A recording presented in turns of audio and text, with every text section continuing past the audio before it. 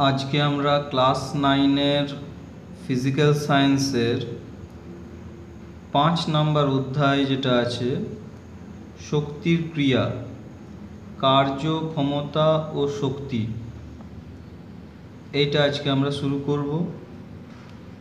তো আমরা চলে যাব পেজ নাম্বার 130-এ। আজকে আমরা পড়াবো কার্য।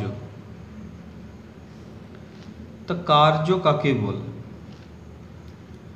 দেখো, কেউ বললে যে আমি আজকে সকালবেলায় ঘুম থেকে ওঠার পর প্রথমে বাজারে গেছি, তারপর স্কুলে গেছি, আমার সাইকেলটা খারাপ হয়ে গেছিলো, আজকে আমি হাঁটতে হাঁটতে স্কুলে গেছি, সারাদিন ক্লাস করেছি, তারপর আমি আবার হাঁটতে হাঁটতে বাড়ি ফিরেছি, বিকেলবেলায় বন্ধুদের সাথে খেলেছি এবং সন্ধেবেলায় এর ফলে আমি ক্লান্ত হয়ে পড়েছি। তো তোমার মনে হতেই পারে যে আজকে সারাদিন তুমি প্রচুর কাজ করেছো, প্রচুর পরিশ্রম করেছো, ঠিক আছে, তার ফলে প্রচুর পেশি সঞ্চালন হয়েছে। কিন্তু বিজ্ঞানের ভাষায় এইটাকে কিন্তু আমরা কার্য বলবো না। যেমন দেখো, তোমাদের বইতে এই যে ছবিটা দেওয়া আছে, এই যে 3জন বন্ধু এখানে দাঁড়িয়ে আছে, একটি ছেলে একটা বড় পাথরকে ঠেলার চেষ্টা করছে। সে যত গায়ে জোর আছে লাগিয়ে পাথরটাকে ঠেলার চেষ্টা করছে এবং এটা করতে গিয়ে তার প্রচুর পরিশ্রম হয়েছে, তার পেশি সঞ্চালন হয়েছে। তো তার মনে হতে পারে যে আমি প্রচুর কার্য করলাম, কিন্তু তা সত্ত্বেও পাথরটিকে সরাতে পারলাম না, ঠিক আছে। সে প্রচুর গায়ের জোর লাগালো, কিন্তু পাথরটাকে এক বিন্দুও সরাতে পারলো না, ঠিক আছে। তো ছেলেটির মনে হতে পারে সে যথেষ্ট কার্য করেছে, তার প্রচুর পরিশ্রম হয়েছে, পেশি সঞ্চালন হয়েছে, কিন্তু বিজ্ঞানের ভাষায় সে কোনো কার্য করেনি। বিজ্ঞানের ভাষায় তখনই কার্য হতো যদি ছেলেটি বল প্রয়োগ করার ফলে পাথরটি নিজের জায়গা থেকে সরে যেত, অর্থাৎ পাথরটি সরণ ঘটত। বল প্রয়োগ করার ফলে যদি পাথরটি সরণ ঘটত বা নিজের জায়গা থেকে সরে যেত, তবেই আমরা বলতাম যে হ্যাঁ, ছেলেটি কার্য করেছে বিজ্ঞানের ভাষা অনুযায়ী।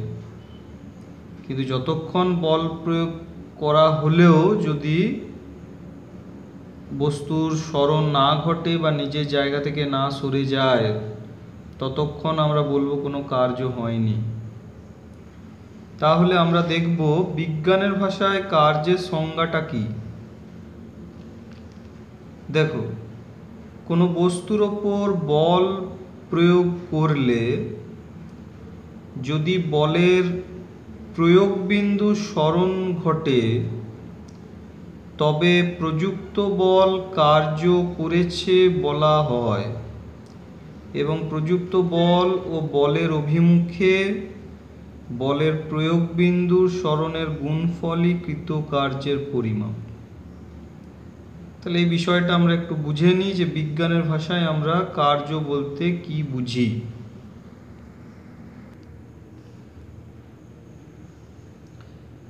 দেখো, আমি খাতায় চলে এলাম যে বিজ্ঞানের ভাষায় কার্যের সংজ্ঞা, কার্যের ইংলিশ হচ্ছে ওয়ার্ক। বিজ্ঞানের ভাষায় কার্যের সংজ্ঞা: কোনো বস্তুর উপর বল প্রয়োগ করলে যদি বস্তু সরণ ঘটে, তবে বলা হবে বস্তুটি কার্য করেছে। মানে এখানে এ বিন্দুতে ধরো একটা বস্তু আছে,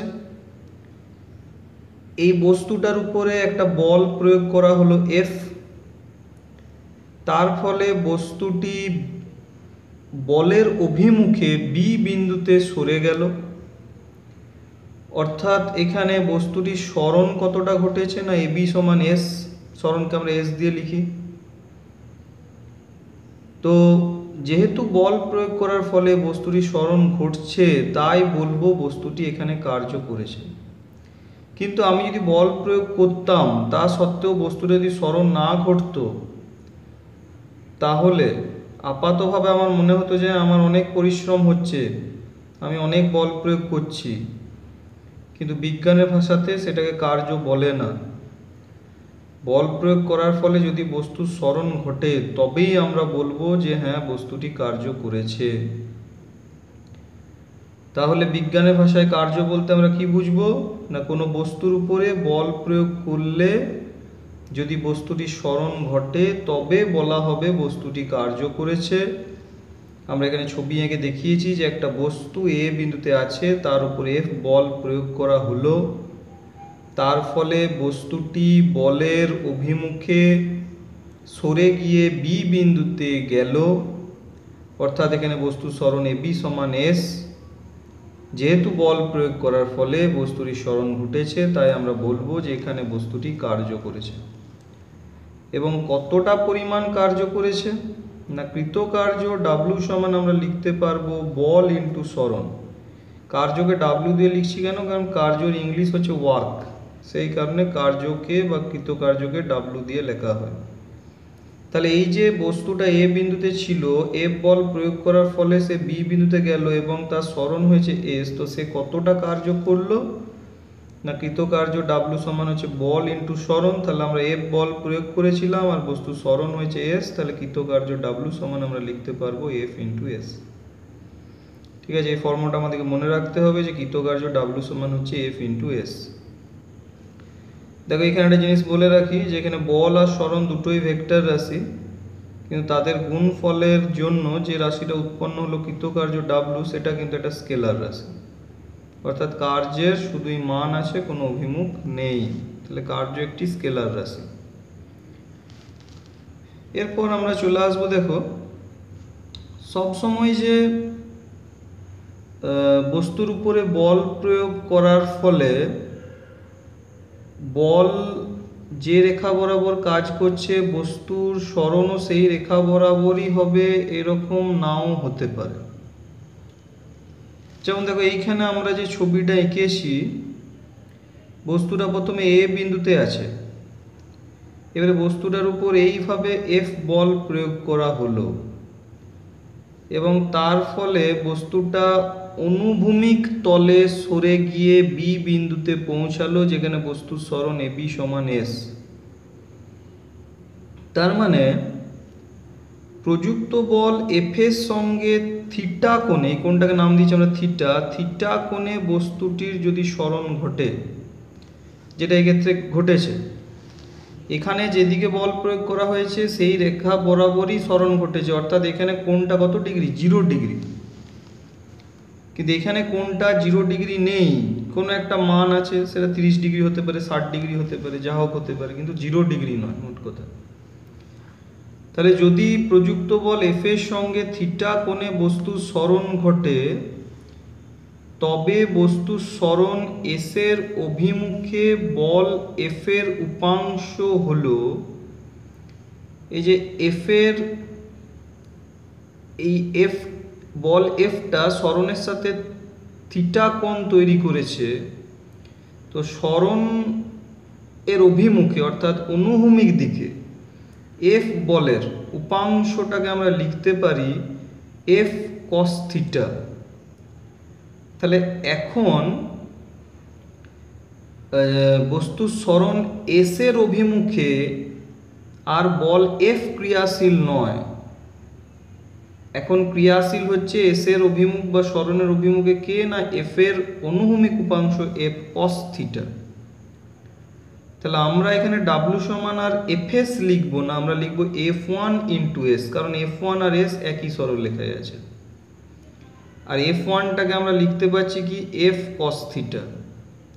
তাহলে ডাব্লু সমান হয়ে যাবে F cos theta into S বা এফ এস কস থিটা।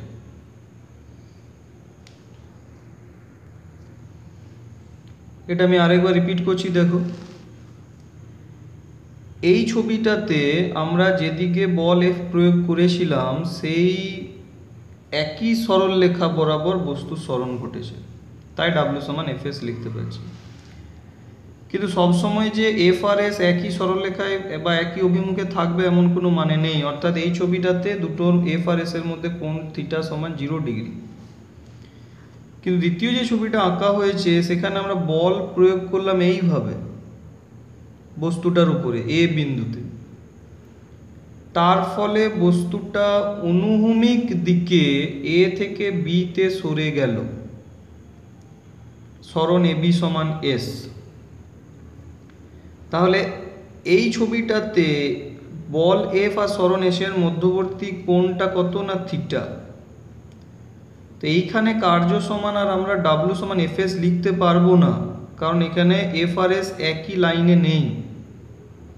তো এই এফ বলটাকে যদি আমরা উপাংশে ভেঙে ফেলি, উপাংশে ভাঙাটা কি বলছি, তাহলে এফ বলের অনুভূমিক উপাংশ হবে এফ কস থিটা, যেটাকে আমরা F1 দিয়ে লিখছি। তাহলে এখন F1 আর S একই অভিমুখে এবং একই সরলরেখা বরাবর আছে। তাহলে এই ছবিটাতে কৃতকার্য W সমান আমরা FS নয় লিখবো F1 ইন্টু S, F1 এর জায়গায় লিখবো F cos theta into S, তাহলে W সমান চলে এলো FS cos থিটা। দেখো এই উপাংশতে বিভাজন করার ব্যাপারটা আমি একটুখানি বলি। ধরো এই একটা বস্তু আছে, এই বস্তুটাতে আমরা এইভাবে এফ বল প্রয়োগ করেছি, অর্থাৎ অনুভূমিকের সাথে থিটা কোণ করে এফ বল প্রয়োগ করেছি। তো এই এফ বলটাকে আমরা দুটো উপাংশে ভাঙতে পারি, একটা অনুভূমিক উপাংশ, একটা হচ্ছে উল্লম্ব উপাংশ। তো অনুভূমিক উপাংশ যেটা, অর্থাৎ অনুভূমিকের সাথে এফ বলটা থিটা কোণ করে আছে, সেই অনুভূমিক উপাংশটাকে আমরা এফ কস থিটা দিয়ে লিখতে পারি, আর উল্লম্ব উপাংশটাকে আমরা এফ সাইন থিটা দিয়ে লিখতে পারি। ঠিক আছে, এটাকেই বলা হয় বলের বিভাজন। তাহলে বস্তুর উপর বল এফ প্রয়োগ করলাম অনুভূমিকের সাথে থিটা কোণ করে, তাহলে এই বলটাকে আমরা দুটো উপাংশে ভেঙে ফেলতে পারছি, অনুভূমিক উপাংশ আর উল্লম্ব উপাংশ। যেহেতু এফ বলটি অনুভূমিকের সাথে থিটা কোণ করে আছে, তাই অনুভূমিক উপাংশটাকে আমরা এফ কস থিটা দিয়ে লিখতে পারি, আর উল্লম্ব উপাংশটাকে আমরা এফ সাইন থিটা দিয়ে লিখতে পারি। তোমরা ক্লাস 9-এ এখনো হয়তো সাইন থিটা কস থিটা এই ব্যাপারগুলো পড়োনি, এগুলো ক্লাস 10-এর ত্রিকোণমিতিতে পড়ানো হয়। তো সাইন থিটা কস থিটা জিনিসটা কি একটু বলে নিই। আমরা এখানে একটা সমকোণী ত্রিভুজ এঁকেছি, এই অ্যাঙ্গেলটা হচ্ছে 90 ডিগ্রি, এই অ্যাঙ্গেলটা থিটা, এটা হচ্ছে অতিভুজ, এটা লম্ব, এটা ভূমি, তোমরা জানো। তো এই যে কোণটা থিটা, সেই থিটার সাইন বা সাইন থিটা সমান হচ্ছে লম্ব বাই অতিভুজ। লম্ব আর অতিভুজের যে লম্ব ভাজিত অতিভুজ করলে আমরা সাইন থিটা পাবো, আর ভূমি ভাজিত অতিভুজ করলে আমরা কস থিটা পাবো। তাহলে এটা একটা সমকোণী ত্রিভুজ, এইটা সমকোণ বা 90 ডিগ্রি, এই অ্যাঙ্গেলটা থিটা, এটা অতিভুজ, এটা লম্ব, এটা ভূমি। লম্ব বাই অতিভুজ করলে আমরা এই থিটা অ্যাঙ্গেলের সাইন পাবো বা সাইন থিটা পাবো, আর ভূমি বাই অতিভুজ করলে আমরা এই থিটা অ্যাঙ্গেলের কস পাবো বা কস থিটা পাবো। এবং এদের বিভিন্ন মান আছে, যেমন সাইন 0 ডিগ্রির ভ্যালু হচ্ছে 0, সাইন 90 ডিগ্রির ভ্যালু 1, কস 0 ডিগ্রির ভ্যালু 1, কস 90 ডিগ্রির ভ্যালু আবার 0, এরকম। তো এগুলো তোমরা পরে পড়বে ক্লাস 10-এ ওঠে অঙ্কে। এরপর আমরা চলে আসবো, দেখো নেক্সট যে টপিকটা সেটা হচ্ছে বল দ্বারা কার্য কাকে বলে। যদি বল এফ আর সরণ এস একই অভিমুখে হয়, অর্থাৎ যেদিকে বল প্রয়োগ করা হলো বস্তুর সরণও যদি সেই দিকেই হয়, তাহলে সেটাকে বলা হয় বল দ্বারা কৃত কার্য। কি বললাম, যেদিকে বল প্রয়োগ করা হলো সেই দিকেই যদি বস্তুর সরণ ঘটে, তাহলে দুটো যদি একই অভিমুখে হয়, যে দুটো অ্যারোকে দেখে একই দিকে দেখিয়েছি, তাহলে সেটাকে বলা হবে বল দ্বারা কৃত কার্য। আচ্ছা, ডাব্লিউ সমান বল ইন্টু সরণ, এক্ষেত্রে যদি এফ আর এস একই দিকে, তাই দুটোকেই আমরা প্লাস দিয়ে দেখাবো। তাই ডাব্লিউ সমান চলে আসছে প্লাস এফ এস, কারণ প্লাসে প্লাসে প্লাস। এটাকে বলা হয় ধনাত্মক কার্য। বল দ্বারা কার্যের উদাহরণ কি, অর্থাৎ কখন বল আর সরণ একই অভিমুখে হতে পারে সেরকম একটা উদাহরণ কি হবে। একটি বস্তুকে ওপর থেকে নিচের দিকে যদি ফেলে দিই, তাহলে নিচের দিকে কাজ করে অভিকর্ষ বল, সেই অভিকর্ষ বলের টানে বস্তুটি নিচের দিকে পড়ছে, অর্থাৎ বস্তুর সরণও এখানে নিচের দিকে আর বলের অভিমুখও নিচের দিকে। তাহলে বস্তুটাকে উপর থেকে নিচের দিকে ফেলে দিলে বস্তুর সরণ নিচের দিকে, কারণ ওকে কে টানছে? অভিকর্ষ বলটা টানছে। তাহলে অভিকর্ষ বলও নিচের দিকে, বস্তুর সরণও নিচের দিকে, এফআরএস একই অভিমুখে। তাহলে এটা হলো বল দ্বারা কার্যের বা কৃতকার্যের একটা উদাহরণ।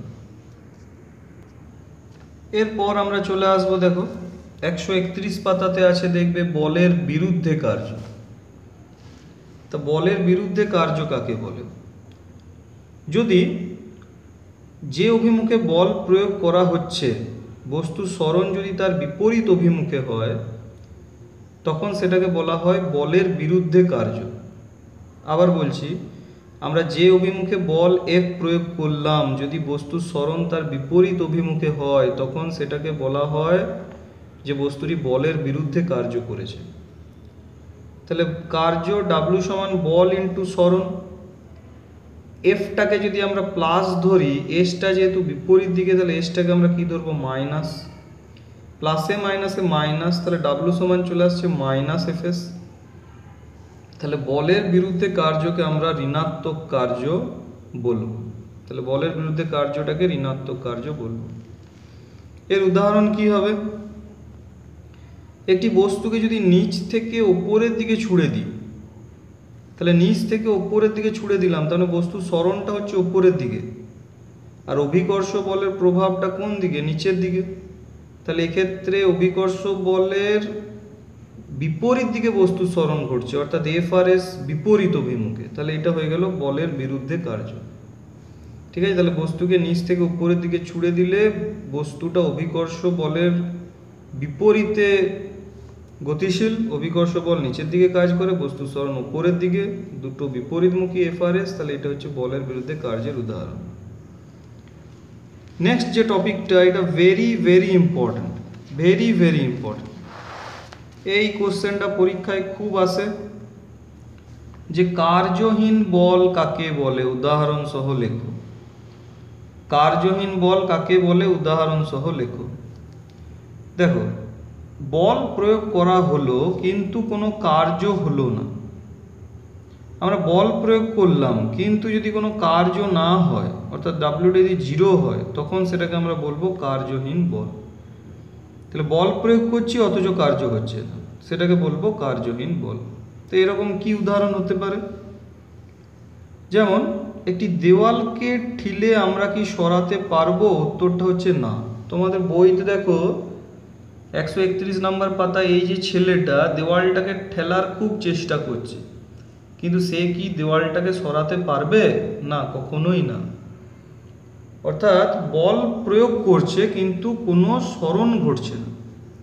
তাহলে এক্ষেত্রে দেওয়ালের উপর বল প্রয়োগ করা হলো কিন্তু দেওয়ালের কোনো সরণ হলো না, তার মানে এসটা কি? 0। তাহলে কৃতকার্য ডাব্লু সমান এফএস। এফটা 0 নয় কিন্তু এসটা 0, তাহলে ডাব্লুটা কত হয়ে গেল? 0। তাহলে বল প্রয়োগ করা হলো অথচ কোনো সরণ ঘটলো না, এটা তাহলে কার্যহীন বলের একটা উদাহরণ। আবার আরেকটা উদাহরণ আমরা দেখছি, দেখো একজন ব্যক্তি হাতে সুটকেস ধরে রেখে যদি সমতল রাস্তা দিয়ে হেঁটে যায়। একটা লোক হাতে সুটকেস নিয়ে সমতল রাস্তা দিয়ে হেঁটে যাচ্ছে। তাহলে দেখো সুটকেসটার সরণ অর্থাৎ ব্যক্তির সরণ হচ্ছে অনুভূমিক দিকে, এই যে এই দিকে, এসটা হচ্ছে এই দিকে, আর সুটকেসটার ওজন বা অভিকর্ষ বল হচ্ছে নিচের দিকে, অর্থাৎ এখানে বল আর সরণের মধ্যবর্তী কোণ হয়ে গেল 90 ডিগ্রি, অর্থাৎ থিটাটা 90 ডিগ্রি। এবার আমরা ডাব্লুর আরেকটা ফর্মুলা পেয়েছি, ডাব্লু সমান এফএস কস থিটা। তাহলে এখানে এফএস কস 90 degree, থিটাটা 90 degree F R S এর মধ্যে, কস 90 ডিগ্রির মান 0 হয়। তাহলে কস 90 ডিগ্রির মান যদি 0 হয়, তাহলে ডাব্লু সমান কত হয়ে যাচ্ছে? 0। অর্থাৎ এক্ষেত্রেও বল ক্রিয়াশীল হলেও, অভিকর্ষ বল ক্রিয়াশীল হলেও দেখা যাচ্ছে যে ক্ষেত্রে কোনো কার্য হচ্ছে না, এটাও হচ্ছে কার্যহীন বলের একটা উদাহরণ। ঠিক আছে, তাহলে আরেকবার রিপিট করছি, দেখো আমরা যে কার্যহীন বলটা খুব ভালো করে পড়তে হবে। এই কার্যহীন বল কাকে বলে? উদাহরণ সহ লেখো। কি বলছি তাহলে আমরা? যে বল প্রয়োগ করা হলো তা সত্ত্বেও যদি কোনো কার্য না হয়, অর্থাৎ ডাব্লুটা 0 হয়, তখন আমরা তাকে কার্যহীন বল বলবো। উদাহরণ কি না, আমরা একটা যদি দেওয়ালকে ঠেলার চেষ্টা করি, আমরা কি তাকে সরাতে পারবো? উত্তর হচ্ছে না। অর্থাৎ এক্ষেত্রে দেওয়ালের উপর আমরা বল প্রয়োগ করলাম ঠিকই, কিন্তু দেওয়ালের কোনো সরণ ঘটলো না, অর্থাৎ এসটা 0। তাহলে কৃতকার্য ডাব্লু সমান এফএস, এফটা তো 0 নয় কারণ বল প্রয়োগ করছি কিন্তু কোনো সরণ হচ্ছে না দেওয়ালে, অর্থাৎ এসটা 0। যেহেতু এসটা 0 তাই ডাব্লুটা 0। তাহলে বল প্রয়োগ করা সত্ত্বেও কোনো কার্য হলো না, এটা একটা কার্যহীন বলের উদাহরণ। নেক্সট 2 নাম্বারটা বললাম, একজন ব্যক্তি হাতে সুটকেস ধরে রেখে একটি সমতল রাস্তা দিয়ে হেঁটে যায় এইভাবে। তাহলে সুটকেসের সরণ মানেই হচ্ছে ব্যক্তির সরণ অনুভূমিক দিকে, আর নিচের দিকে উল্লম্বভাবে নিচের দিকে যে কাজ করছে অভিকর্ষ বল বা সুটকেসের ওজনটা। তাহলে এখানে বল আর সরণের মধ্যবর্তী কোণ 90 ডিগ্রি আমরা পেয়েছি। ডাব্লু সমান এফএস কস থিটা, এখানে থিটাটা 90 ডিগ্রি, থিটার জায়গায় 90 ডিগ্রি বসালাম। কস 90 ডিগ্রি মান 0 হয়, যেহেতু কস 90 ডিগ্রিটা 0 তাই ডাব্লুটাও এখানে 0। তাহলে এক্ষেত্রেও অভিকর্ষ বল ক্রিয়াশীল হলেও কোনো কার্য হচ্ছে না, এটাও তাহলে কার্যহীন বলের একটা উদাহরণ। তাহলে আমরা আমাদের কার্যের প্রথম অংশটাতে যেটা পড়লাম, যে বিজ্ঞানের ভাষায় কার্যের সংজ্ঞা কি সেটা পড়তে হবে। কার্যের ফর্মুলা ডাব্লু সমান এফএস, এই ফর্মুলাটা তখনই প্রযোজ্য যদি এফ আর এস এর মধ্যে অ্যাঙ্গেলটা বা কোণটা 0 ডিগ্রি হয়, কিন্তু যদি এফ আর এস এর মধ্যে একটা থিটা কোণ থাকে যেটা 0 নয়, তাহলে ডাব্লু সমান লিখবো এফএস কস থিটা। ঠিক আছে। বল দ্বারা কৃত কার্য, তাকে ধনাত্মক কার্য কেন বলে? বল দ্বারা কৃত কার্যের উদাহরণ দাও। নেক্সট হচ্ছে বলের বিরুদ্ধে কার্য কাকে বলে, একে ঋণাত্মক কার্য কেন বলে? বলের বিরুদ্ধে কার্যের উদাহরণ দাও। আর কার্যহীন বল কাকে বলে, উদাহরণ সহ লেখো। তাহলে এই অংশটাতে আমরা এইগুলি পড়লাম। ঠিক আছে, আপাতত এই টপিকটা এই অবধিই রইল।